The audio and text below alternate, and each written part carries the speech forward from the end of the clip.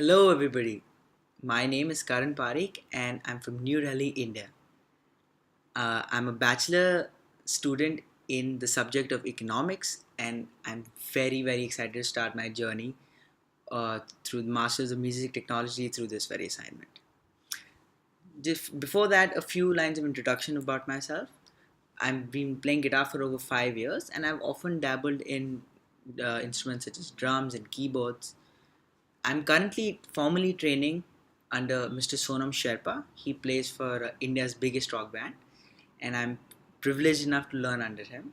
In addition to that, I've taken the rock school exam for grade 4, grade 6, and grade 8 for the guitar. I've been part of a semi professional band for a while now, and we play progressive rock, and I've just released my debut EP named Foreverland. So as for my recording setup at home, I hook up my guitar, which is my go-to guitar, which is the Epiphone Les Paul Traditional Pro, via a quarter-inch cable through my Focusrite 2i2, which I then connected to my MacBook Pro, and I use Logic Pro on it. In addition to that, I have a pair of Bare Dynamics 770, which I use for mixing purposes. In addition to that, I've been privileged enough to have interned at a music studio for almost a year, and it's actually through this experience that I've gained valuable experience into how the music industry works in real time. So, music technology. So, as quoted by Williams, Rudolph, and Lansky, they say that music technology is that part of the technological field which requires the application of engineering, scientific, and musical knowledge and methods combined with technical and music skills to music activities. It lies in the occupational spectrum at the end closet to the musician. So, in simple words, technology plays a major role in all fields of life.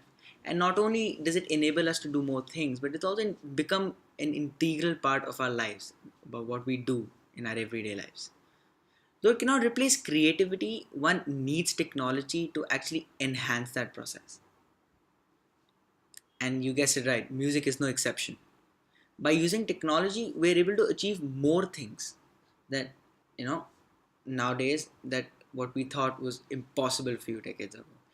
It allows us to enhance the listening experience, the recording process, but most importantly, I feel that it assists in the process of creativity rather than hindering it. More music than we've ever made before. We record in the highest quality possible, and we can listen through different kinds of outputs that actually help us visualize our thoughts rather than just listen to the music. And I feel that computers have also enabled us to create an infinitely large sample sound, which in no manner restrict the creativity of an artist. So technology has let us take out more music, and more than that, we've able to broadcast the music which we've made throughout the world. So I feel that music technology begins from everything through the recording process, through processing, through the output, and I think most important is the broadcasting of music. So in if I was to describe music technology in a nutshell, I would say that it's the knowledge and the skills that are required to carry out certain musical activities which are more or less computational in nature. Now the process of making music begins from recording, then it proceeds to processing, and it ends with the listening experience. And technology in music has always allowed for a high quality recording to exist in the form of evolution of microphones. So now we have very advanced microphones such as the SM57, the AKG C414, which allows us to capture a higher dynamic range. Processing, which is the second step, also taken a giant leap towards high advanced production through the generation of more advanced plugins. So now we have plugins from SSL Logic, we have plugins from API, we have plugins from Focusrite, we have plugins from FabFilter. We have so many plugins, and this has only been possible through the advancements in technology. The last step, which is the listening experience, and this has really evolved for the last few years. So in the 1960s and 70s, there was mono sound. From mono, we evolved to stereo. Now, after stereo, there was no looking back. Now we have outputs such as from 5.1 to 10.2, which has definitely enhanced the listening experience.